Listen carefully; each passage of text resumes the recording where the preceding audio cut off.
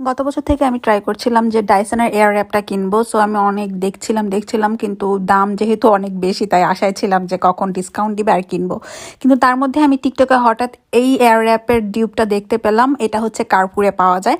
তো এইটা আমি খোঁজার জন্য গত বছর থেকেই মনে করেন এই বছর 2 বছর পর্যন্ত খুঁজছি, কিন্তু গতবার পাইনি কারণ শেষ হয়ে গিয়েছিল আর আশায় ছিলাম কবে আবার আসবে।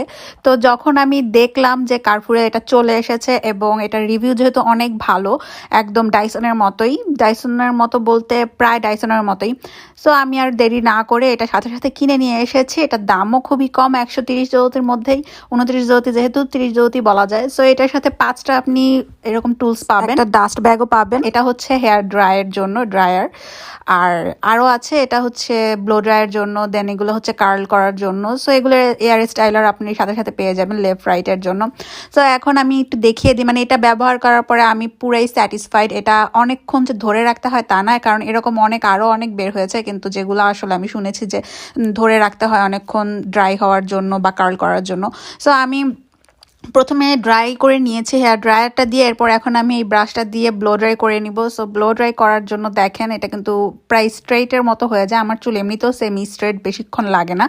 তো আমার মনে হয় না বেশি স্ট্রেট যাদের না চুল তাদেরও খুব একটা কষ্ট হবে এটাই ব্যবহার করতে। সো আমি জাস্ট ব্লো ড্রাই করে নিলাম, ব্লো ড্রাইটা হয়ে গেছে। এখন আপনাদেরকে আমি একটু কার্ল করে দেখাই। কার্লারটা আমার বেশি পছন্দ হয়েছে, কারণ কার্ল করতে আমার বেশিক্ষণ এটা যে ধরে রাখতে হবে ওই রকম কোনো ব্যাপার ছিল না।